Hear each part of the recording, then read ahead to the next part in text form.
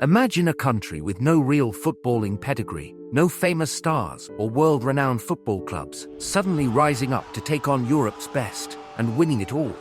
That was Greece in 2004, when they defied the odds and stunned the football world by winning the European Championship. This wasn't a fluke, it was the ultimate underdog story. Let's dive into how a team written off by many went from outsiders to European champions. Welcome to football, the beautiful game. Today we're going to tell you the story of Greece's unforgettable triumph at UEFA Euro 2004. A story that not only surprised the football world, but also changed the landscape of Greek football forever. From a team with little to no expectations to the European champions, this is the journey of Greece, the ultimate underdogs. Before 2024, Greek football was in a sorry state. The country's football history was full of disappointments, near missings, and underachievement. Greece had only qualified for a handful of major tournaments, and when they did, they typically performed poorly. The national team was often seen as a soft touch, a team you wanted to play against to boost your confidence. In fact, Greece's only notable success in international football before 24 was in 2080, when they made it to the quarter-finals of the European Championship. But since then, it had been a long stretch of frustration.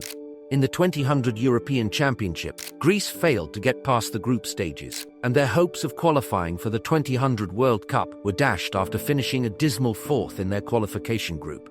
By 2004, most fans weren't expecting anything special, but they didn't know what was coming. Enter Otto Rehhagel. Otto Rehhagel, a German coach with a reputation for building disciplined, defensively solid teams, was brought in to shake things up.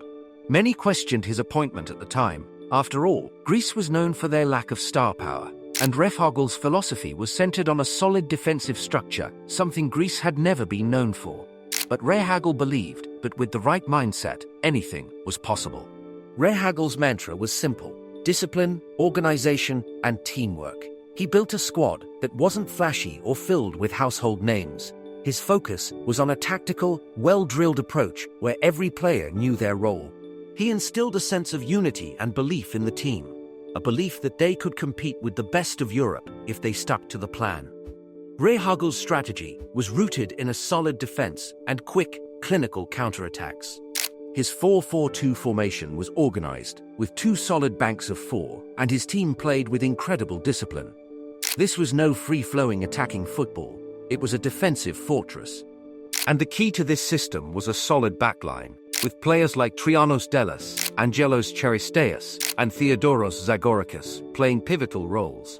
Greece's defense was impenetrable. Opponents could hardly get a sniff at goal. In fact, Greece went on to concede only 4 goals throughout the entire tournament, a remarkable feat for a team that was seen as a minnow at the start. But it wasn't just about defending. Greece knew how to strike when the opportunity came. The counter-attacking style was devastating, with Angelos Charisteas playing a key role as the target man up front. His header against Portugal in the final sealed Greece's place in football history. But it was his performances in the knockout rounds that truly made him a hero. To the surprise of many, Greece started their Euro 24 campaign with a 2-1 victory over the tournament hosts, Portugal. It wasn't a fluke. Greece played with discipline and tactical intelligence, frustrating Portugal at every turn. The goals came from the unlikeliest of sources, with Angelos Charisteas scoring from the penalty spot and Charisteas delivering the decisive header. From there, Greece didn't look back. They drew 1-1 with Spain and then clinched a 1-0 win over Russia, finishing at the top of their group. Suddenly, the underdogs were looking like serious contenders. But could they maintain this momentum in the knockout rounds? In the quarter-finals, Greece faced defending champions France. The French were expected to brush Greece aside, but again, Rehhagel's tactical masterclass came to the fore. A goal from Angelos Charisteas gave Greece a famous 1-0 win, sending shockwaves through the football world. Next came the semi-finals, where Greece faced a tough Czech Republic team. The match went into extra time, and once again, Greece showed their resilience. In the 95th minute, with the game on a knife edge, Trianos Delis scored a header from a corner to seal a 1-0 win and send Greece into the final. Greece was now just one match away from becoming European champions. But there was a big obstacle: Portugal. the tournament hosts and one of the most talented teams in Europe. The final was set in Lisbon, and Portugal were heavily favored. But Greece had already defied expectations time and time again. On July 4, 2004, Greece took the field in front of a packed Estadio da Luz, and the world watched in awe as they played their hearts out. The game was tight, but in the 57th minute, a perfectly delivered corner from Angelos Charisteas found the head of Angelos Charisteas. The unthinkable happened. Greece took the lead. The crowd was stunned. For the rest of the match, Greece held firm, with Portugal unable to break through. And when the final whistle blew, Greece were the champions of Europe. A nation of just 10 million people had achieved the impossible. The victory had a profound impact on Greece and its football culture. Football became a source of national pride, and the entire country united in celebration. It wasn't just about the trophy.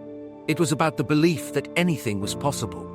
And Greece showed the world that no matter how small you are, with the right team spirit and tactical brilliance, you can take on the giants and win. From outsiders to champions, Greece's victory in Euro 2004 remains one of the greatest football stories of all time.